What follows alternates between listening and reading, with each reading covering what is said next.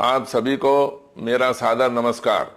मैं सत्यदेव चौधरी, राष्ट्रीय अध्यक्ष सत्य बहुमत पार्टी, आज आपके सामने भारत चीन सीमा विवाद पर हुई झड़पों के कारण हमारी सेना के शहीदों के बारे में कुछ बातें रखने का प्रयास करूंगा। बहनों भाइयों, भारत चीन सीमा विवाद पर हुई झड़पों में पहले तो समाचार आया हमारी सेना के 2 जवान और 1 वरिष्ठ अधिकारी शहीद हो गए। समय बीतते बीतते शहीदों की संख्या 3 से 20 हो गई। आजादी से आज तक सीमाओं पर सैनिकों के शहीद होने की घटना ना तो पहली है और ना ही अंतिम। ऐसी दर्दनाक घटनाएं बार बार होती हैं और समाधान के लिए हमारे सत्ताधारी व विपक्षी मिलकर बैठकों, वार्ताओं और भाषणों में समय बर्बाद करके फिर से सेना के जवानों को शहीद होने की प्रतीक्षा में छोड़ देते हैं। सामना करने का साहस नहीं है और अहिंसा, शांति व वार्ता के पाठ पढ़ाते हुए हमारे सत्ताधारी डरपोक होने का एक और उदाहरण बनकर सत्ता सुख भोगने में व्यस्त हो जाते हैं।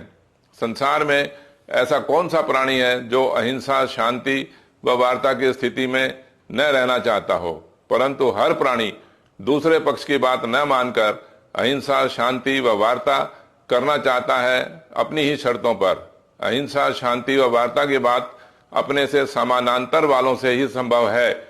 इसलिए जिससे आप अहिंसा, शांति व वार्ता की बात करना चाहते हो, सर्वप्रथम उसके समानांतर बनना आवश्यक है। ये सच्चाई है। भविष्य में हमारे जवान शहीद ना हो, इसके लिए देश को शक्तिशाली बनाना अनिवार्य है। बिना शक्तिशाली बने ऐसी घटनाओं को होने से नहीं रोका जा सकता और शक्तिशाली केवल नारों और भाषणों से बनना संभव नहीं है। देश को शक्तिशाली बनाने के लिए 3 स्तंभों का आधार मजबूत होना आवश्यक है। पहला राजनीति, दूसरा कूटनीति और तीसरा रणनीति। सबसे पहले बात करते हैं राजनीति की। मैं अपने भारत को शक्तिशाली मानता हूं, परंतु शक्तिशाली होने पर भी हम गठबंधन और ध्रुवीकरण की भ्रष्ट राजनीति से घिरे हुए हैं। झूठे प्रजातंत्र और झूठे बहुमत पर आधारित गठबंधन की राजनीति में बने नेताओं की प्राथमिकता सत्ता होती है, न कि सेना के जवानों की सुरक्षा। हर राजनीतिक दल सीमा विवाद को मुद्दा बनाकर मतदाताओं को भ्रमित और गुमराह करके सत्ता में बने रहना चाहते हैं या सत्ता में आना चाहते हैं। गठबंधन की भ्रष्ट राजनीति में जाति और धर्म के आधार पर मतदाताओं के ध्रुवीकरण का बोलबाला होता है और चाहते हुए भी देशवासी एकता में नहीं रह सकते। क्या देशवासियों की एकता के बिना देश शक्तिशाली बन सकता है? और क्या गठबंधन और ध्रुवीकरण की राजनीति में देशवासियों का एकता में रहना संभव है? गठबंधन की भ्रष्ट राजनीति में नेताओं के झूठे, भ्रमित और आकर्षक नारों को ही लोगों ने राष्ट्र की शक्ति मान लिया। गठबंधन की भ्रष्ट राजनीति को वोट और समर्थन देकर देश के मतदाताओं ने भारी भूल कर दी और आज भी कर रहे हैं।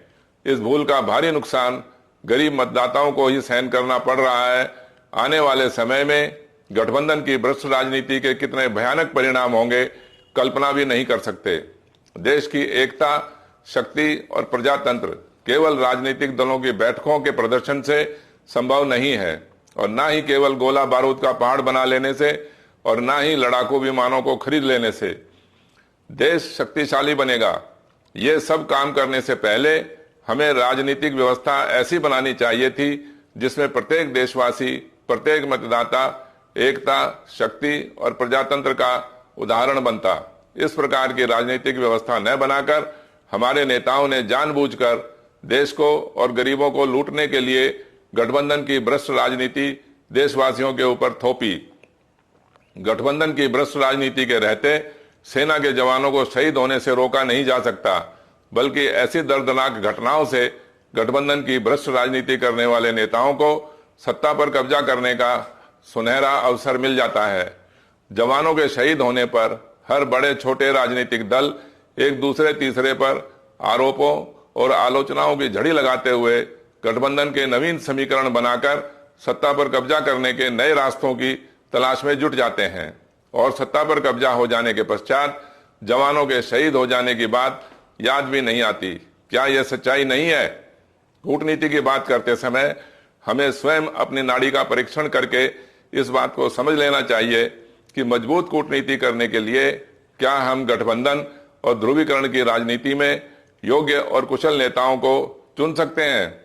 हम कितने आत्मनिर्भर हैं, हमारी अर्थव्यवस्था कितनी मजबूत है, हम गरीबी, बेरोजगारी, बीमारी और गंदगी में कौन से पायदान पर खड़े हैं, हम हर वर्ष आयात अधिक और निर्यात कम क्यों करते हैं, हमारे किसानों और मजदूरों सहित घरेलू उद्योगों की क्या स्थिति है, क्या हम भूख और कुपोषण के शिकार नहीं हैं, क्या हमारे सभी देशवासियों के लिए शिक्षा, स्वास्थ्य और सुरक्षा का प्रबंधन सुनिश्चित है, क्या हमारे समाज में अपराधों, पक्षपात और झूठ बोलने का बोलबाला नहीं है, क्या गठबंधन की भ्रष्ट राजनीति के कारण मतदाताओं का जातियों और धर्मों में ध्रुवीकरण होकर देश की एकता कमजोर नहीं हुई, क्या सरकारी व्यवस्था भ्रष्टाचार में लिप्त नहीं है, क्या गठबंधन की राजनीति में न्यायप्रिय और लोकप्रिय सरकारी व्यवस्था संभव है। कितनी ही प्रकार की अन्य बातें जो निराश करती हैं के साथ साथ क्या यह सच्चाई नहीं है कि हमारे देश में जो भी राजनीतिक दल सत्ताधारी बनता है उस राजनीतिक दल ने चुनाव में अपराधियों और भ्रष्टाचारियों को अपने उम्मीदवार बनाए, उनके समर्थन में झूठे, भ्रमित और लुभावने भाषण देकर मतदाताओं को अपराधियों के पक्ष में मतदान करने के लिए विवश किया और फिर ऐसे उम्मीदवारों को जितवाकर उनके समर्थन से प्रधानमंत्री और मुख्यमंत्री बने। ऐसे नेताओं से मजबूत कूटनीति का निर्माण किस प्रकार संभव है। हर बार हमारी सेना के जवान तो शहीद हुए ही, हर बार हमारे भारत का भूगोल घटा भी। केवल झूलों में झूलने से और लुंगी धारण कर लेने से मजबूत कूटनीति संभव नहीं है। देश हर दृष्टिकोण से शक्तिशाली बने, इसके लिए रणनीति का शक्तिशाली होना बहुत ही महत्वपूर्ण होता है। मुझे अपने भारत की सेना पर गर्व है, जिसके वीर जवान देश की सीमाओं को सुरक्षित रखने के लिए अपने प्राणों को न्यौछावर करने में जरा भी विचलित नहीं होते। परंतु सेना को अंतिम निर्देश देने के निर्णय का अधिकार हमारी ही स्वीकार करी हुई और बनाई हुई गठबंधन की भ्रष्ट राजनीतिक व्यवस्था के नेताओं को मिला हुआ है, जिसमें लेश भर भी सच्चाई, ईमानदारी और पारदर्शिता नहीं है। जिस राजनीतिक व्यवस्था में गठबंधन की भ्रष्ट राजनीति से निर्मित नेता हो, कूटनीति के नाम पर केवल बैठकों और समझौतों की औपचारिकताएं निभाई जाती हों, ऐसी स्थिति में सेना भले ही कितनी भी शक्तिशाली हो, अंत में विफल ही होना पड़ता है, समझौते ही करने पड़ते हैं। ऐसा एक बार नहीं, आजादी से आज तक अनेकों बार देखा गया है। गठबंधन की भ्रष्ट राजनीति के कारण हमारे जवान शहीद होते हैं, इसके जिम्मेवार हम स्वयं हैं, क्योंकि गठबंधन की भ्रष्ट राजनीति को नेताओं ने सोच समझकर और देशवासियों ने अनजाने में स्वीकार किया हुआ है और चुनावों के माध्यम से चुनकर गठबंधन की भ्रष्ट राजनीति को प्रमाण पत्र भी दे रखा है। गठबंधन की राजनीति का पोषण करने के लिए सेना के जवान कब तक शहीद होते रहेंगे। सेना के जवान शहीद होने पर ही देश के मतदाता गरीबी, बेरोजगारी, महंगाई जैसे गंभीर मुद्दों को भूलकर सत्ताधारियों के प्रति आक्रोश में आकर किसी राजनीतिक दल के साथ साथ राजनेता का परिवर्तन करवाने में सफल हो जाते हैं। परंतु इन मतदाताओं ने इस बात पर विचार नहीं किया कि परिवर्तन के पश्चात भी गरीबी, बेरोजगारी, भ्रष्टाचार और सेना के जवान शहीद होने से समाप्त क्यों नहीं हुए। गठबंधन की भ्रष्ट राजनीति के कारण सेना के जवान शहीद हुए, इसका मुझे गहरा दुख है। सत्य बहुमत की गठबंधन मुक्त राजनीति गठबंधन के राक्षस को और अंदरूनी या बाहरी जिन ताकतों के कारण हमारे जवान शहीद हुए, उन्हें चुनौती देने का साहस करके सत्य बहुमत की गठबंधन मुक्त राजनीति को स्थापित करवा के न्यायप्रिय व लोकप्रिय व्यवस्था के साथ एक भी जवान शहीद ना हो, ऐसी राजनीति, कूटनीति व रणनीति का निर्माण करने का संकल्प लेती है। सत्य बहुमत के माध्यम से सकारात्मकता और आशाओं से भरे समाधान का अवसर हमारे सामने है। वर्तमान गठबंधन की भ्रष्ट राजनीति यानी सांसदों और विधायकों के बहुमत से सरकार बनाने के विकल्प में सत्य बहुमत की गठबंधन मुक्त राजनीति यानी मतदाताओं के बहुमत से सरकार बनाने की राजनीतिक व्यवस्था से पूरे भारत में राजनीति का नया रूप देखने को मिलेगा। समझकर और सत्य बहुमत की राजनीति से सहमत होकर सत्य बहुमत पार्टी को अपना समर्थन व सहयोग देकर भारत को विश्व का सर्वश्रेष्ठ, स्वाभिमानी, शक्तिशाली और समृद्ध राष्ट्र बनाने में सहयोगी बनकर गर्व का अनुभव करें। सत्य बहुमत की राजनीति पर चर्चा करने के लिए आप कभी भी समय निश्चित करके मेरे से मिलने का कार्यक्रम बना सकते हैं। वीडियो देखकर लाइक, कमेंट, सब्सक्राइब और शेयर करें।